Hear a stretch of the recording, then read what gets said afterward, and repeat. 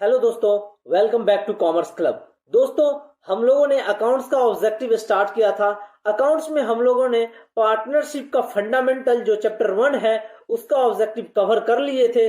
आज से हम लोग जो है चैप्टर नंबर 2 यानी कि पार्टनरशिप का, जिसका नाम है गुडविल और गुडविल नेचर एंड वैल्यूएशन, वो स्टार्ट करने जा रहे हैं। उसका ऑब्जेक्टिव हम लोग देखेंगे। तो चलिए हम लोग स्टार्ट करते हैं।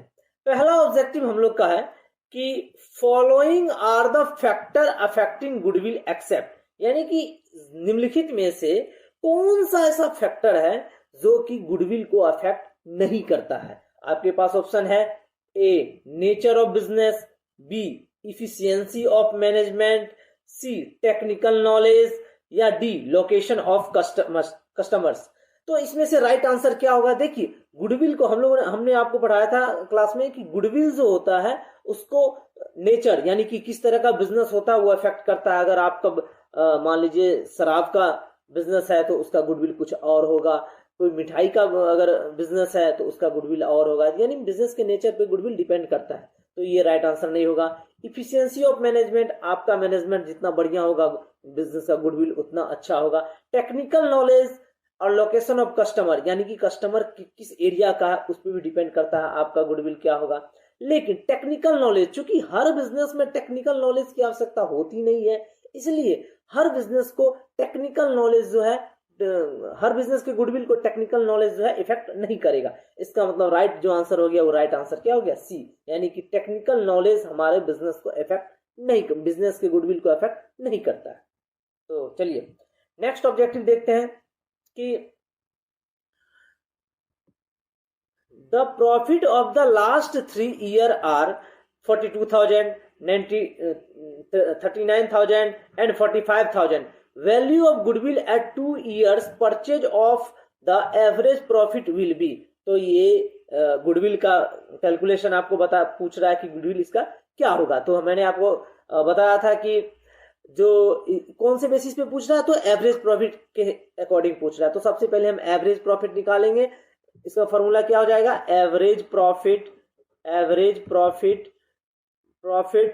Multiply number of years purchase. तो एवरेज प्रॉफिट इसका क्या हो जाएगा? 42,000, 42 प्लस 39 प्लस 45। अगर हम इसको ऐड करते हैं तो क्या हो जाता है?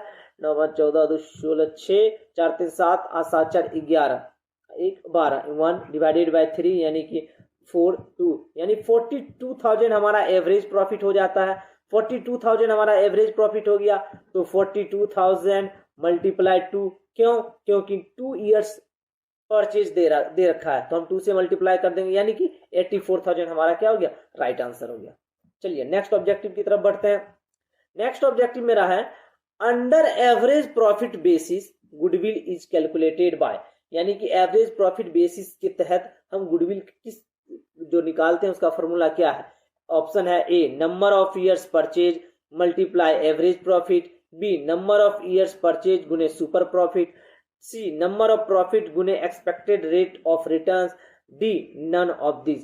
तो एवरेज प्रॉफिट के बेस पे आपको पता था कि एवरेज प्रॉफिट निकालते हैं और नंबर ऑफ ईयर्स से परचेज कर देते हैं, नंबर ऑफ ईयर्स परचेज से मल्टीप्लाई कर देते हैं। तो इसका राइट आंसर क्या हो जाएगा? Right answer A is the right answer. Okay, चलिए नेक्स्ट ऑब्जेक्टिव की तरफ चलते हैं। नेक्स्ट ऑब्जेक्टिव मेरा है कि गुडविल क्या है? Tangible assets, intangible assets, current assets, none of this. तो आपको मैंने बता रखा था टेंजिबल एसेट्स क्या होता है, इंटेंजिबल एसेट्स क्या होता है। टेंजिबल एसेट्स वो एसेट जिसको हम देख या छू सकते हैं, और इंटेंजिबल एसेट्स जिसे हम देख या छू नहीं सकते हैं। तो गुडविल को ना हम देख सकते हैं ना छू सकते हैं, इसीलिए मेरा इसका राइट आंसर क्या हो जाएगा? B is the right answer. चलिए नेक्स्ट ऑब्जेक्टिव की तरफ बढ़ते हैं। नेक्स्ट ऑब्जेक्टिव है an assets which is not fictitious but intangible in nature having realisable value is. अभी जस्ट बताया ना कि फिक्टिशियस नहीं है, कृत्रिम नहीं है, लेकिन वो इंटेंजिबल है, यानी कि हम उसको देख छू नहीं सकते।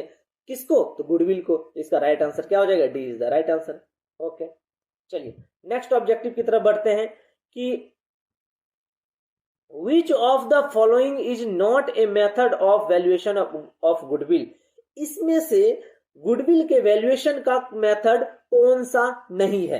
ए revaluation method, B average profit method, C super profit method, D capitalisation method. तो हम तो क्या कहते हैं, एवरेज प्रॉफिट मेथड भी पढ़े हैं, सुपर प्रॉफिट मेथड भी पढ़े हैं, कैपिटलाइजेशन मेथड भी पढ़े हैं, लेकिन रिवैल्यूएशन मेथड गुडविल का तो नहीं है। ये रिवैल्यूएशन कब होता है? रिकॉन्स्टिट्यूशन के केस में होता है, जब एसेट्स को रिवैल्यू और लायबिलिटी को रीअसेसमेंट करते हैं, तो वो बना उस वक्त हम ये रिवैल्यूएशन में अकाउंट बनाते हैं, मेथड नहीं अकाउंट बनाते हैं। तो ए इज द राइट आंसर, यानी कि ए जो है रिवैल्यूएशन मेथड, ये गुडविल निकालने का कोई मेथड ही नहीं है। चलिए नेक्स्ट ऑब्जेक्टिव की तरफ बढ़ते हैं। नेक्स्ट ऑब्जेक्टिव मेरा है कि the excess of average profit over the normal profit are called. ये तो बड़ी सिंपल सी चीज है, यानी कि जो हम नॉर्मल प्रॉफिट से ज्यादा कमाते हैं उसको हम क्या कहते हैं? Super profit, fix profit, abnormal profit, normal profit. अरे यार, नॉर्मल इंसान के पास जितना शक्ति रहता है उससे अगर ज्यादा शक्ति आपके पास आ गया तो आप क्या बन जाओगे? सुपरमैन। हमने क्लास में बताया था। तो उसी तरह से अगर नॉर्मल प्रॉफिट से ज्यादा प्रॉफिट कमा लिए तो वो हमारे लिए क्या कहलाएगा? हमारे लिए कहलाएगा सुपर प्रॉफिट। तो इसका राइट आंसर हो गया A is the right answer. Okay, next objective की तरफ पढ़ते हैं। Goodwill is a dot dot assets. Goodwill कौन सा एसेट्स है? यूजलेस, टेंजिबल, वर्थलेस या वैल्यूएबल? देखिए, यूजलेस बेकार तो नहीं है। गुडविल ही सबसे बड़ा एसेट्स है भाई बिजनेस के लिए। टेंजिबल का मतलब जिसे देख के छू सकते हैं, तो वो गुडविल तो है नहीं, वो तो इंटेंजिबल एसेट्स है। वर्थलेस यानी बेकार है? नहीं, बेकार नहीं है। वैल्यूएबल है, यानी कि एक किसी भी बिजनेस का, किसी भी ऑर्गेनाइजेशन का गुडविल ही सबसे बड़ा एसेट्स होता है। आज रतन टाटा जी, टाटा जो है, टाटा क्या है? टाटा का गुडविल है। टाटा कोई प्रोडक्ट थोड़ी बेच रहे हैं, वो अपना गुडविल बेच रहा है। अगर टाटा कोई भी प्रोडक्ट उठा के ला दे ना तो मार्केट में बिकेगा ही बिकेगा। क्यों? क्योंकि उसका मार्केट में गुडविल है। लोगों का विश्वास है कि टाटा बेच रहा है, इसका मतलब आंख बंद करके ले लो, वो प्रोडक्ट सही ही होगा। तो ये राइट आंसर क्या हो जाएगा? Valuable is a right answer. चलिए नेक्स्ट ऑब्जेक्टिव मेरा है, under super profit basis goodwill is calculated bye.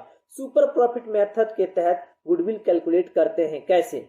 Number of years purchase गुने average profit, number of years purchase गुने super profit, number of profit minus expected rate of return, और none of this. इसका right answer क्या होगा फटाक से आप बता सकते हैं? तो देखिए, हम लोगों ने ए क्या कह रहा है कि नंबर ऑफ ईयर्स परचेज गुने एवरेज प्रॉफिट, ये एवरेज मेथड हो गया। नंबर ऑफ ईयर्स परचेज गुने सुपर प्रॉफिट, यानी सुपर प्रॉफिट को जब हम नंबर ऑफ ईयर्स से मल्टीप्लाई करते हैं तो या क्या निकल के आता है? सुपर प्रॉफिट, गुडविल निकल के आता है। किस मेथड के तहत? सुपर प्रॉफिट के मेथड के तहत। तो इसका राइट आंसर क्या हो गया? B is the right answer. चलिए नेक्स्ट ऑब्जेक्टिव की तरफ बढ़ते हैं कि profit of the last 3 year were 6,000, 13,000 and 8,000 respectively. Goodwill at 2 years purchase of the average net profit will be. अभी तो जस्ट बनाया एक क्वेश्चन, सेम उसी तरह से बनेगा कि आप एवरेज बेसिस पे हमें ये कैलकुलेट कीजिए कि गुडविल इतना होगा। तो सबसे पहले हम एवरेज प्रॉफिट निकालेंगे। सबसे पहले हम क्या निकालेंगे? Average profit. एवरेज प्रॉफिट मेरा क्या निकल जाएगा? 6,000, 13,000, 80,000, तीनों को मल्टीप्लाई करेंगे, 3 से डिवाइड करेंगे, हमारा कितना? 19, 8, 27, 27, ठीक है, 27,000 और 3 से मल्टीप्लाई कर देंगे, यानी 9,000 हमारा एवरेज प्रॉफिट निकल गया। 9,000 एवरेज प्रॉफिट निकला और उसको कितने से मल्टीप्लाई करना है? 2 ईयर से मल्टीप्लाई, 2 इक्वल टू 18,000। 18,000 कौन सा है?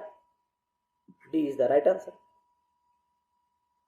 चलिए फिलहाल इस वीडियोस में इतना ही। मिलते हैं इसका सेकेंड पार्ट में मिलते हैं, उसमें हम पूरा कवर कर देंगे। उसमें भी 10 ऑब्जेक्टिव लगभग बचे, उसमें पूरा कवर कर देंगे। और हाँ, एक बात यार, इतनी मेहनत से वीडियोस बनाते हैं, प्लीज आप चैनल को सब्सक्राइब भी कर लीजिए और अपने दोस्तों के बीच में जरूर शेयर कीजिए, ताकि दोस्त भी बेनिफिट उठा सके और मुझे भी थोड़ा सा बेनिफिट हो जाए। मैं बार बार इस वीडियो में कहता हूं, तो थोड़ा सा आप लोग कष्ट कीजिए। ओके, मिलते हैं अगले वीडियो में।